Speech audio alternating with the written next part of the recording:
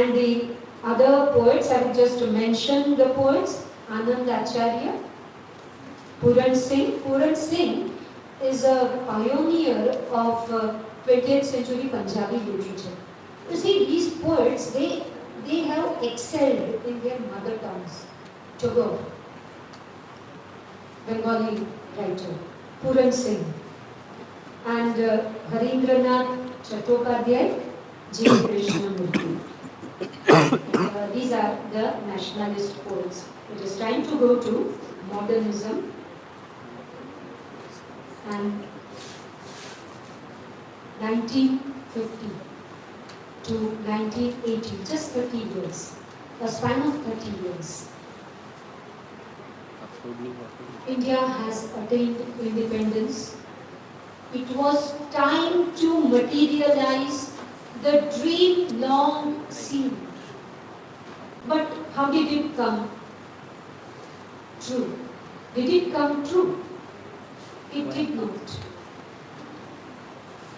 Can you relate it to the beginning of 20th century in England, end of Victorian age? The last 10 years were full of disturbance. 1900, the old values were given up. By the time of 1900, beginning of the 20th century, the new values were, what were the new values? Of hope. That now we have acquired science, we are able to conquer nature. Man deserves to be the happiest in the world. With this hope, the 20th century began. And what was the result? Result was the gap between ideal and real. The ideal was something else, the real was something else. And that led to put it very briefly, that led to modernism in England. What happened here in India? In 1950.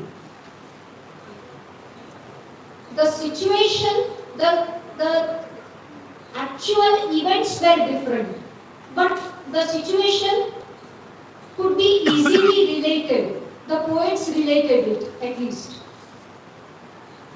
Partition, which brought lots of pain and suffering.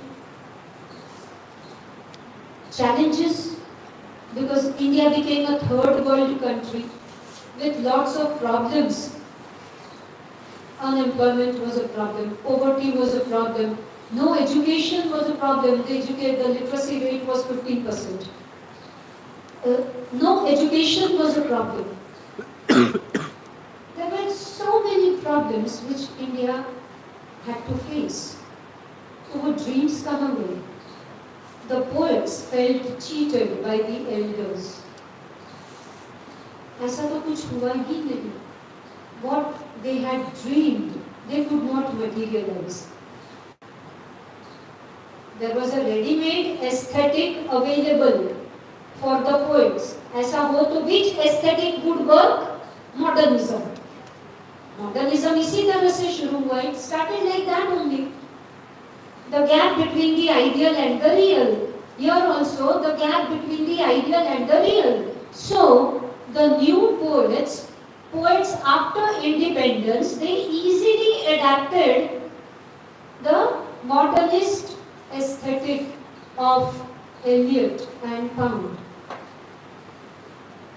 and started writing poetry in that spirit. Now, what is this modernism? Not to go into the term modernism, we shall discuss how it was reflected in poetry, in Indian poetry in English. What are the characteristics of modern Indian poetry in English? Let us go to that. And the first and foremost feature is rejection of the past. Rejection of the past. They turned away from tradition. The colonials celebrated past, the nationalist poets celebrated past. These poets rejected tradition, rejected past. Nissim Ezekiel started his career with his first volume of poems titled as Time to Change. Time to Change. Ramanujan. In a number of poems, Ramanujan revives past, but to reject it. He questions it and rejects it. There is a poem called A River. Let me read a few lines from A River. He was there for a day when they had the floods. It talks of floods in a river near Madurai. The new poets still quoted the old poets, but no one spoke in verse of the pregnant woman drowned. He rejects the old entire history, civilization, traditions. There is a rejection of past. They tend to reject the tradition and the past altogether. Except see the reality, their subjects are their world, not the past glory of India. Perhaps they are compelled in a way to give up their pride of past, which we are now acquiring. Second is rejection of romanticism. This is very logical. The present has nothing romantic about it, nothing to be sentimental about it. The present is what? There is a poem by Nissim Ezekiel, The Railway Clerk, where the man is a typical middle class government servant faced with so many challenges and problems in his personal life. This is the stark reality, and when they are depicting the reality of the day, how could they be romantic? So, does it mean that they don't talk of love at all? Love is not a subject. Love has been a subject, a perennial subject of poetry throughout, but its depiction, the treatment of love has been different from time to time. Now, A.K. Ramanujan's poem, I think it should be quoted here. He has two poems titled Love Poem for a Wife. Isn't it funny? Love Poem for a Wife, one, and Love Poem, and I'm referring to the first one. Love Poem for a Wife. So first of all, Oscar Wilde would say there can be no love poem for a wife. But Ramanujan insists on writing. And the first line of the poem goes like this. Really, what keeps us apart at the end of years is unshared childhood. Can you call it love poem?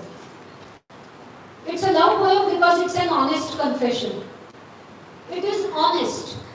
The poet admits honestly that we are apart. We are apart. We have not been able to unite in the real sense. The relationship has been unsuccessful, and he tries to find out the reason. What is the reason? Because we have not shared childhood. Unshared childhood. So, rejection of romanticism. There is another poem called Truth About the Floods. Number of poems are there where there is a goodbye party for Miss Pushpa T.S. There is nothing romantic about their subjects, their treatment of subjects. So subjects and treatment of subjects both, they cease to be romantic. Next is, their poetry is urban poetry. Now this is also very logical. The neoclassicals wrote urban poetry.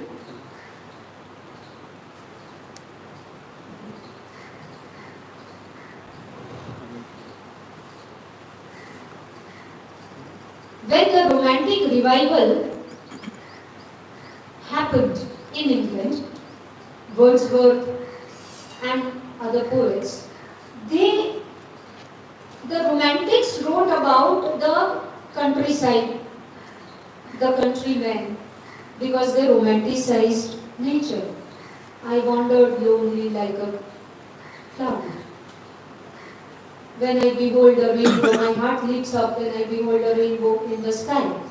They romanticized nature. These poets had nothing to romanticize. They did not romanticize nature. They wrote about day-to-day subjects, and that is why their day-to-day subjects brought them to the city. And as such, Indian poetry in English has always been practiced for years together by people living in the city for reasons, for practical reasons. So their subjects were the city. There was a whole group of poets called the Bombay poets. They wrote about their Bombay city. We are familiar with Ezekiel. Nissim Ezekiel